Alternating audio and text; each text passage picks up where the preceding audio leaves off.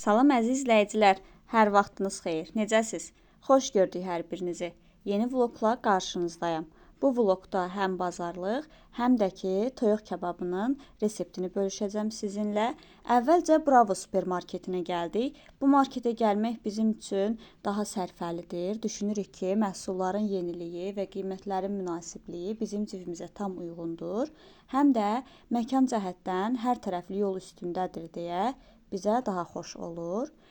Kalbasa reyonuna gəldik. Endirimə kalbasa düşmüşdü. Pizza hazırlamaq üçün həmin kalbasadan aldıq. Kabab üçün toyuqlarımızı seçdik. Əvvəl fikirləşdik ki, tək-tək alaq, bud, qənət, döş əti. Sonra dedik ki, yox, belə daha yaxşıdır.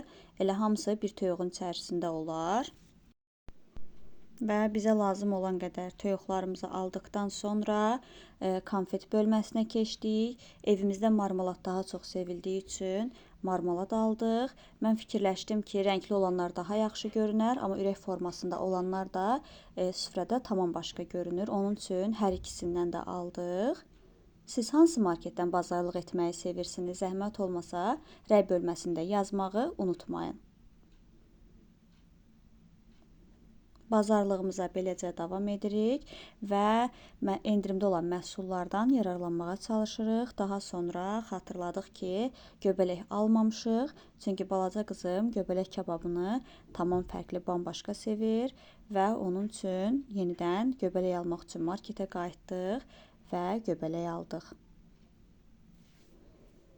Və nəhayət bazarlığımızı yekunlaşdırıb kassaya yaxınlaşdıq və məhsullarımızı vurdurduqdan sonra evə yollandıq.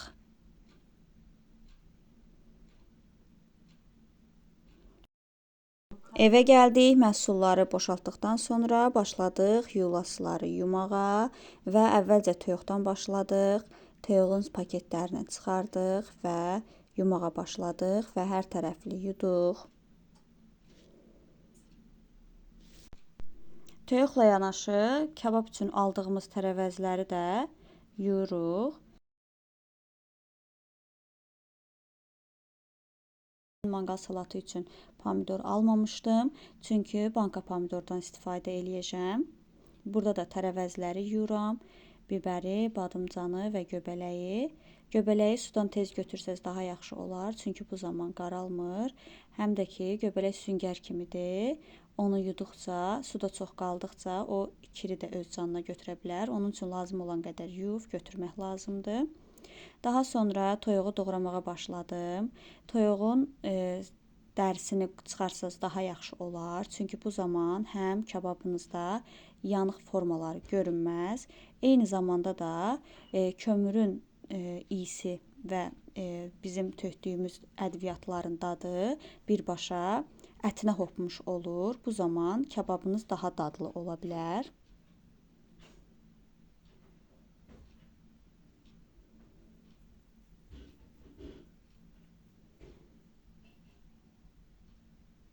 Toyuqların hər birini tək-tək göstərmədim doğradığımı. Fikirləşdim ki, birini göstərsəm kifayətdir. Sizin də zamanınız getməz və sizin üçün də can sıxıcı olmaz.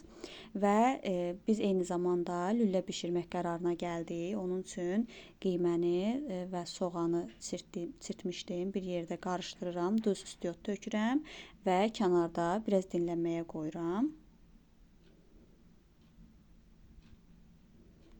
Qiyməni eləyən zaman bacardıqca top halına gətirib qaba vursanız, sizin lülləniz tökülməz. Mən də burada göstərməyə çalışıram ki, bu formada vursaz daha yaxşı olar. Daha sonra toyuq kababı üçün tomatı əvvəlcə kənarda ilıq su ilə açıram.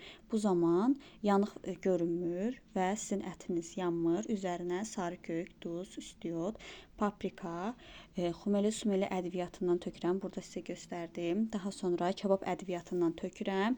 Biraz da xama və ya xama yoxdursa mayonez və duru yağdan istifadə edə bilərsiniz. Yaxşıca qarışdırırıq ki, arasında potaq qalmasın. Və toyuğun üzərinə əlavə edib qarışdırırıq. Təxminən 1 saat, 1 saat yarım kənarda saxlayırıq. Bu müddət ərzində də közümüzü salırıq. Əvvəlcə biz lülələrimizi hazırladıq. Dedik ki, ona qədər də toyuq kababımız daha yaxşı marinavat olmuş olar. Sonra gördük ki, lülələrimiz şişdən tökülür və biz setka üzərində bişirməyə qərarı aldıq. Sona qədər izlədiyiniz üçün təşəkkür edirəm. Göz haqqınızı halal etməyi unutmayın.